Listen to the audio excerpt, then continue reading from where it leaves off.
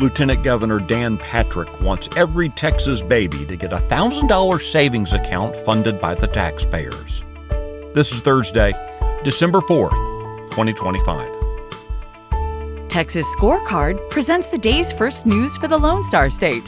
The Texas Minute, with your host, Michael Quinn Sullivan. Welcome into Thursday. A Democrat member of Congress has received a pardon from President Trump. More on that story coming up. If you enjoy the Texas Minute, please give us a rating, and if you have time, leave a review. We appreciate the feedback, and it helps others find the show.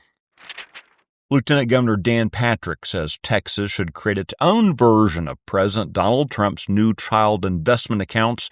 He said yesterday that he wants the state to provide every Texas newborn with an additional $1,000 in publicly funded long-term savings beginning in 2027. The initiative mirrors and expands on the federal Trump Accounts program created under the One Big Beautiful Bill Act of 2025, which seeds every American newborn's account with $1,000 that can't be accessed until adulthood and grows through investment in a broad U.S. stock market index. The accounts are intended to accumulate wealth from birth and teach families and children long-term financial planning. It's worth noting that Texans Michael and Susan Dell contributed more than $6 billion this week to help launch the federal program.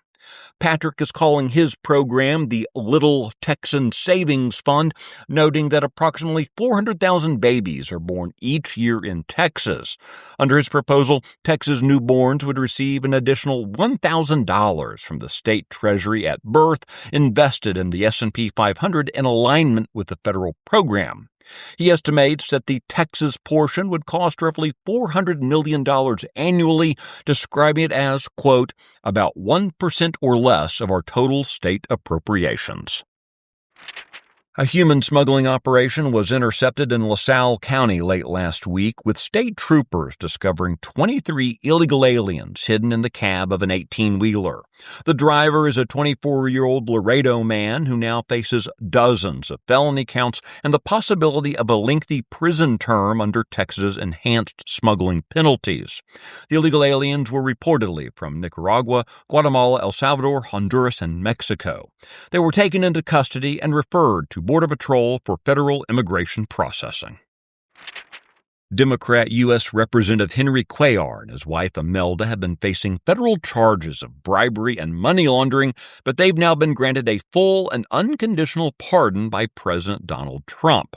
Cuellar was indicted in May 2024 following a 2022 FBI raid on his Laredo home and campaign office.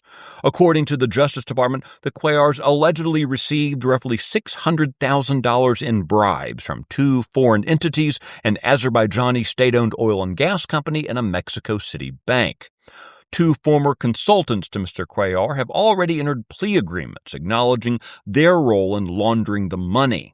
The president, however, framed the case as an instance of political retaliation by the Biden administration. Trump accused Biden of targeting Cuellar for dissenting on border policy. The Texas Minute will be right back. Are you worried about your kid's future? You should be. I'm Charles Blaine with Texas Tomorrow. This is a show where we're going to talk about the issues and the people that are pushing the policies that concern your family, your home, and your kids. Catch Texas Tomorrow every Thursday.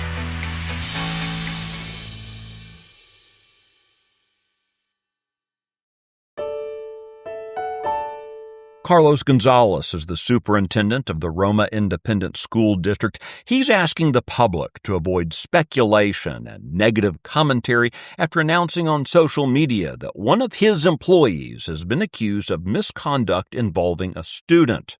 Gonzalez said the district reported the allegations to state and local regulators and law enforcement as required by state law. He went on to say that comments on social media are unfairly tarnishing the reputation of other staff and casting the school in a negative light. Gee, imagine that. People are negative about teachers preying on students. Maybe Superintendent Gonzalez needs to get Roma's house in order. You can find details on all the stories mentioned today and keep up with the latest news by visiting TexasScorecard.com. This edition of the Texas Minute was produced by Nick Shepard and based on the original reporting of Brandon Waltons, Sidney Henry, and Aaron Anderson. I look forward to seeing you out around the Lone Star State. Now go make it a great day.